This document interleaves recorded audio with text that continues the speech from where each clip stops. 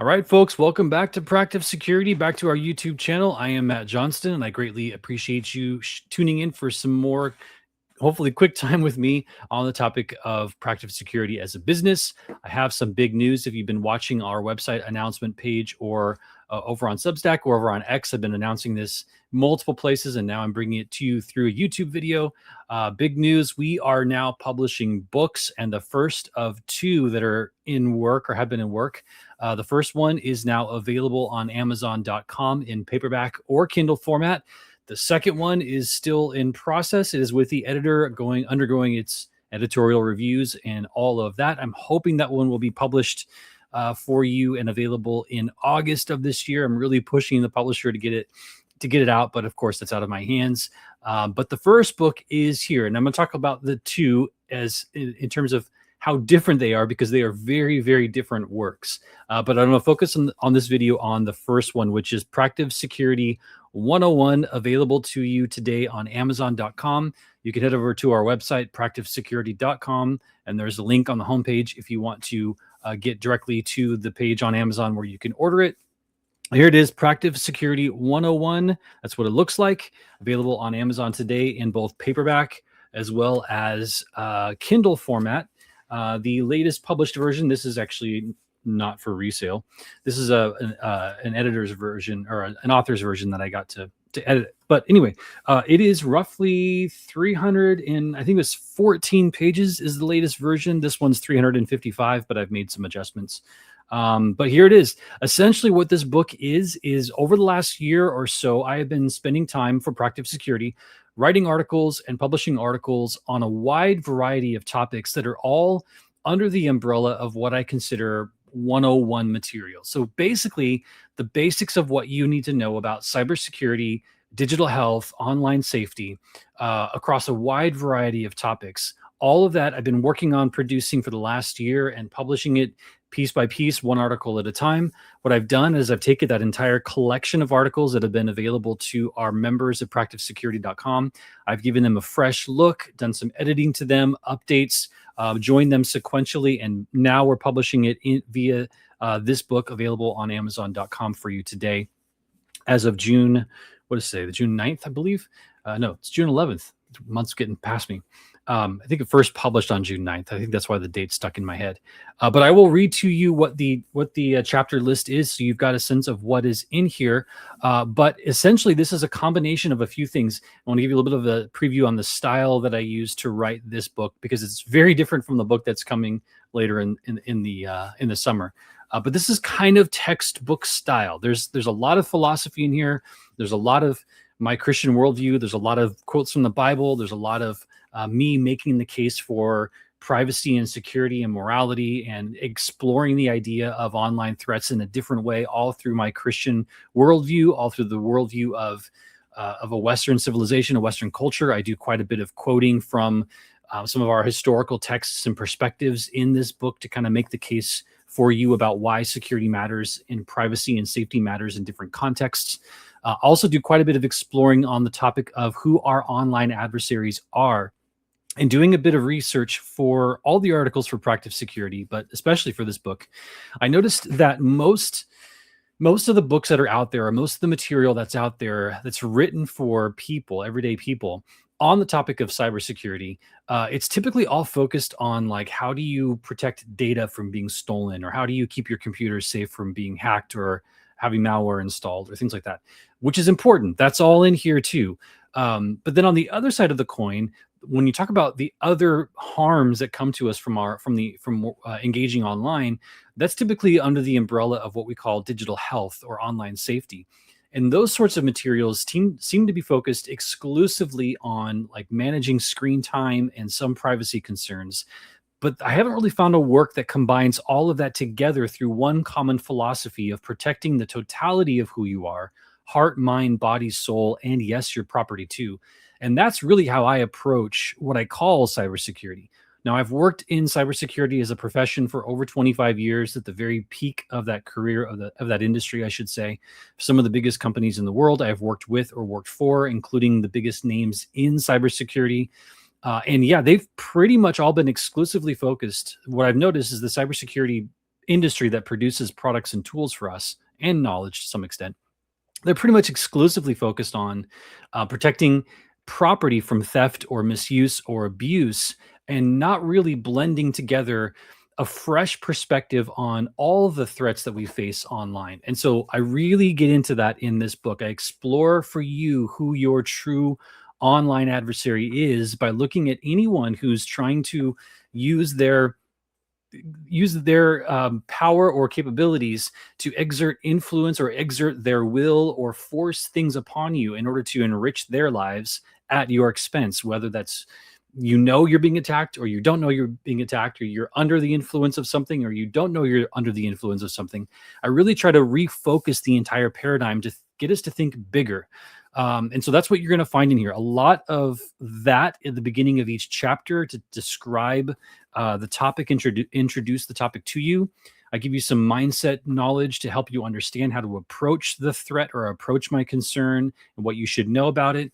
There's lots of lists in here about what you should do strategies wise, like how you should leverage tools and technology, extra tools, what tools are things that I recommend. But a lot of it is practices based, like how you should go about using technology online, knowing what you know in here about all the threats that you're going to face.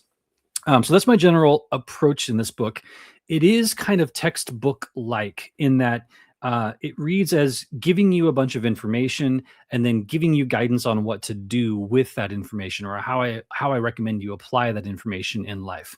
So it's not one story that's told cover to cover like a traditional book, which is going to be what my second book coming later this summer is. That is a cover to cover one story about one topic.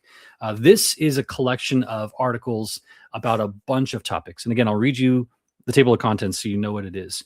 But I'm hoping that this is useful for you as an individual. If you're not sure how to protect yourself, the totality of who you are online, if you're not sure what the different threats are, if you're not sure that why it matters, I spend a bit of time in the first couple chapters trying to make the case that this really matters because you really matter. And there are a lot of bad people on the internet who want to cause you harm.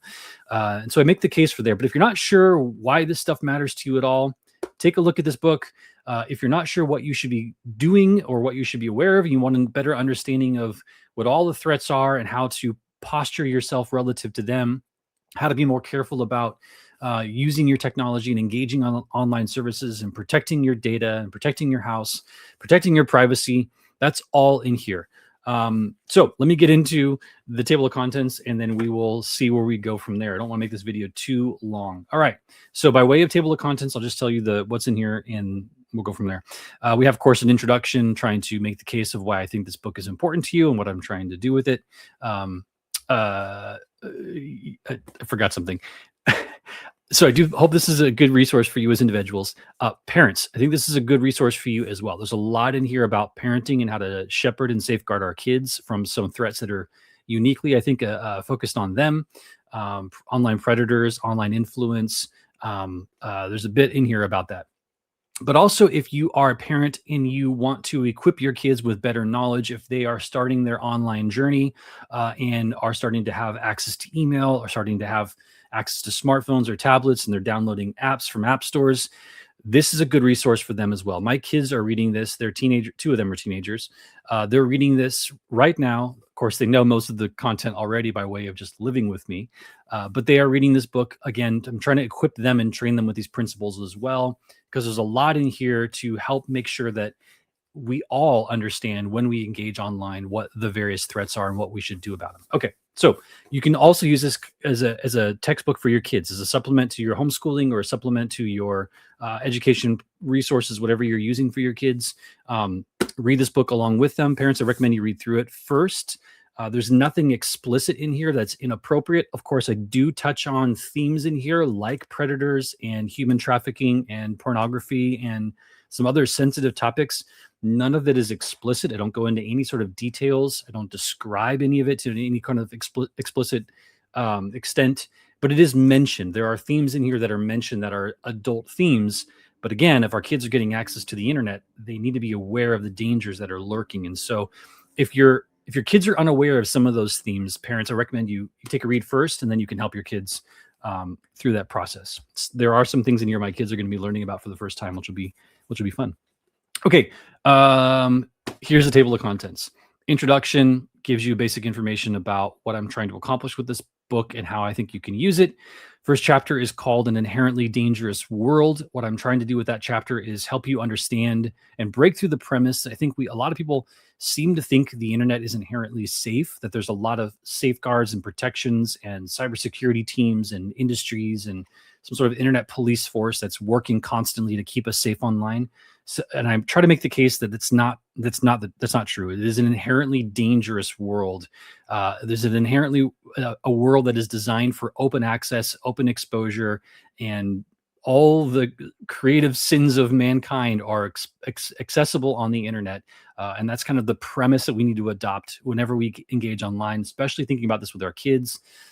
It is a dark and dangerous world that we're venturing into. So that's the first chapter. Two is called Introducing Your Online Adversary. I want to make sure you understand who is after you, how they operate, what they're doing, and what to watch out for. I'm re-examining the concept of adversary and breaking away from the old model of us thinking about adversaries as just hackers in a basement. There's a lot more to the criminal underground world. And I also kind of cast a wider net to identify some additional people groups and personas, if you will, as also who I consider to be our online adversaries, because the way that they're designing some of the platforms that we use with data monetization and other ways that we're being spied on, and those platforms are used to influence what we're aware of, kind of cast a larger net of how I think we need to approach the internet and understanding who our adversary is. Chapter number 3 is called an introduction to cybersecurity. I wanted to make sure you understand what that world is, how hacking works, what vulnerabilities are, how exploits work. This is not very technical. It's a high-level introduction to make sure anyone has practical working knowledge of what that world is, because it's going to be relevant for the rest of the book. We have a chapter called The Internet Gold Rush, Free Apps and the Monetization of Data, making sure you're aware of the fact of how free apps collect your data and then use that to manipulate you. We've got cybercrime and the underground economy, where I really give you understanding of how the underground economy works, how big it is, the effect that it has on our world in terms of its economic system, and how massive that underground economy is. Spoiler alert, the underground economy, which is effectively where stolen data is bought and sold and traded for cybercrime purposes, it's the third largest economy in the world. It's massive. It's 1/3 of the US economy in terms of total scale. It's a massive, massive problem. And I talk about why we don't see the influences or the effects of that massive economy in this chapter, because a lot of people, when I say that, they think, well, we don't see the effects of that anywhere. We don't see attacks happening all the time.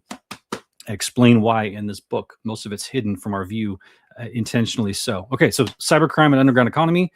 Next chapter is kind of an overview of what you should protect and how. Again, trying to reframe cybersecurity, digital health, and online safety into a much larger context. It's about heart, mind, body, soul, and property. Unfortunately, a lot of cybersecurity material out there for parents is really focused mostly on property and screen time, but I'm trying to get us to think way beyond that. Next chapter, I already talked about that. Digital privacy. So why does privacy matter? What does privacy mean? How to keep your data safe and secure online? Why that matters, and all the ways that your privacy can be weaponized, or private information about you can be weaponized and used by adversaries to help you understand, like, why I'm recommending you protect certain types of information, or why I recommend you do certain things, because I want you to understand how it's weaponized and used against you. So digital privacy is in here.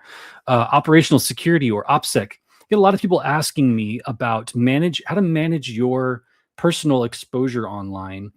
If you do have information that's out there, how do you make sure that adversaries can't learn too much about you by scraping the internet and open source information? So I've got a chapter on that. VPN, I spend a chapter on helping people understand what VPN actually is and how to use it appropriately and what it doesn't do for you. I hear a lot of people share misinformation about VPN in good faith. They just don't understand the technology or how it works. So I try to explain that better for you in this chapter and provide you with my recommendations on how to use it and what it's not useful for. Next chapter is called Device Protection Fundamentals. This is basically how to make sure your devices are safe and secure from online threats. Account security and your smartphone. I've got some interesting insights to share with you here. Unfortunately, a lot of the apps that we install on our smartphones actually undermine a lot of security principles that I talk about in this book. And so I highlight that to you and explain why you may be those apps on your smartphone actually may be creating vulnerabilities, and there may be a different way to access those services rather than using apps on your smartphone. So I talk about that. We have passwords and account access security. Pretty much speaks for itself, but just try to explain to you best practices for how to make sure your properties that you've scattered throughout the internet are safe and secure. We have strategies for secure messaging, is what it is, how to use messaging apps safely and securely, how to assess whether or not a messaging app is going to provide you the safety and security that you need. We've got two chapters on web-based threats. One is helping you understand how they work. The second is focused on web search and how to appropriately use search engines and avoid being misdirected or misled to websites that don't actually give you what you need. We have a chapter on engaging social media, my recommendations for how to do that safely and securely. And again, a lot more than just what you would traditionally think. I'm trying to get us to think about, again, heart, mind, body, soul, all of it, and manage kind of the online influence effect of the social media world and how that can have a corrupting influence on us. So all that's in that chapter. Finding the true and the real online in an age of misinformation. It's a very deeply philosophical article. There is, again, a lot of practical tips in it, but I really get into how do we build a system of wisdom and truth in ourselves so that when we engage online, when we spot misinformation or disinformation or fake news, or we encounter online accounts that are trying to just monetize our attention, I'm trying to get us to think about how do we build a system of wisdom, and then how do we practice engaging online in a way that will help us avoid being misled or falling victim to information scams and influence online. We have a chapter called Guarding Our Hearts and Minds from Influence. This is heavily written towards parents, but really talking about the nature of online radicalization and how the platforms themselves are designed to be radicalizing in nature. They actually accelerate the means of radicalization and the idea of the online influencer and how that can radically change who we are very, very quickly. The chapter on that. We have a chapter on email security, is what it is, how to manage and operate your email in a secure manner. Essential security for your home. Talks about your home network, your Wi-Fi router at home, and how to generally make sure things are safe and secure. Again, protecting hearts, minds, bodies, soul, and property. All of that is in every chapter throughout this entire book. And then I have 3 chapters closing out the book on AI. The first one is called AI Essentials. This is just a quick review of what I think you need to know about AI, as it does relate to the topics at hand. I have a chapter on AI-generated impersonation attacks and some tips about how we can manage those and defend ourselves against being coerced or misled by AI-generated attacks specifically. And then lastly, analyzing the trends of the weaponization of AI. That's how I wrap the book up. And what I'm trying to do with that last chapter is analyze for you the concept that AI is going to be a game changer in the world of online safety and security. I look at trends for the last year and how AI has been weaponized by different adversaries and how the cybersecurity community has reported out on that, and also the Intel community. Bring you my insights to help you understand and dispel some myths around AI. But I do wrap it up with a summary of what my concerns are in the future regarding AI and how it can be weaponized, and also some practical tips of things that I think you can do to manage that, to mitigate it, whatever may come. So that's what this book is. It is available to you today on Amazon.com in paperback and Kindle format. It is Practive Security 101. One quick note, of course, things do always change in the cybersecurity world. So if you do buy this book, it's a great reference to have in your house. Again, a great way to teach your kids these principles, a great way for you to walk through rethinking what it means to talk about online security, and all my recommendations for how to manage the threats that I'm aware of in a very practical guide. That's by heart of Practive Security. It's in our name.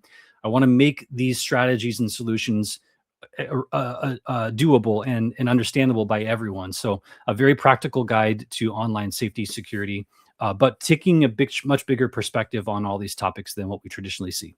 But all that to say, these things change. And so I do recommend you maintain a membership on practivesecurity.com. It's only $15 a month for our essentials membership. And I will always be adding more articles there. There are already more articles there than what I cover in this book. There's a lot more on the website. And I'll be updating those articles all the time and adding to them. And you also get, of course, threat advisories through that essentials membership. So as there are emerging threats that you need to know about, we deliver those to our essential customers through the Practive Security Essentials membership on our website. So sign up for more, sign up for the membership, grab this book. You will be well prepared for addressing pretty much everything that I can recommend you be prepared for in terms of the online world. What else? Okay, this is a very different book than what is coming later this month via a publisher I'm not going to name right now, but they are a major publisher. They have my manuscript. They're going through the editorial process. That book title is tentatively called Countering the AI Revolution by Preserving the Arc of Humanity. That's the title of that book, Countering the AI Revolution by Preserving the Arc of Humanity. It's written in a very different style. Like I mentioned before, this is kind of textbook style or reference material style, though there's a lot of philosophy in there. It's kind of more of an informational book. Countering the AI Revolution is much more about philosophy and theology, and it is a cover-to-cover work about one topic, and that is the AI revolution, and sharing to you my deeper analysis as an insider in the industry, someone who's worked with the fundamental technologies that we now call AI, someone who's worked in Silicon Valley with these personalities and the culture that is producing this revolution. It's my insider point of view as a Christian man who's also studied theology to what extent that I have, in trying to help you see the AI revolution as I do, through the metaphysical, through the Christian lens, through a theological lens, through a deeper lens than I think a lot of people are applying to the AI revolution. So that book is coming later this summer. I hope August is when it will be available to you. It's dependent on the publisher, out of my hands. But stay tuned for more on that. But for now, Practive Security 101 is here. A little bit of a disclaimer. These chapters were written as individual articles, and so they do kind of stand alone in the book. If you want to just reference one or another, you can do that. But they are kind of different, and each chapter is written a little bit differently. There's a little bit of a different structure. You'll see there's a few common structures across the chapters, and there is a lot of information bleed over from chapter to chapter. And again, that's because I'm trying to address each topic individually, but as a collection of works in this book. And that's just a different style altogether than what I'm presenting to you in the AI Revolution book. So different books for different purposes with different writing styles behind them. And of course, disclaimer, I am not a writer by trade or profession, though I have spent a long time writing technical white papers, reports, consumable reports, presentations, blogs, and things like that. I've been writing for a long time in my technical domain. And so I am not an expert writer, but this is my attempt to get you my knowledge in portable format in a way to hopefully be constructive for your life. That's it. That's what I want to share. I thank you very, very much for your time. Head on over to Amazon.com and grab your copy of Practive Security 101. If nothing else, you can just support what we're doing. Have this on the shelf for reference if you need it. But until next time, I'll go ahead and sign off now. And thank you very much for tuning in. On behalf of Practive Security, my name is Matt Johnston. Thank you very much. Be well.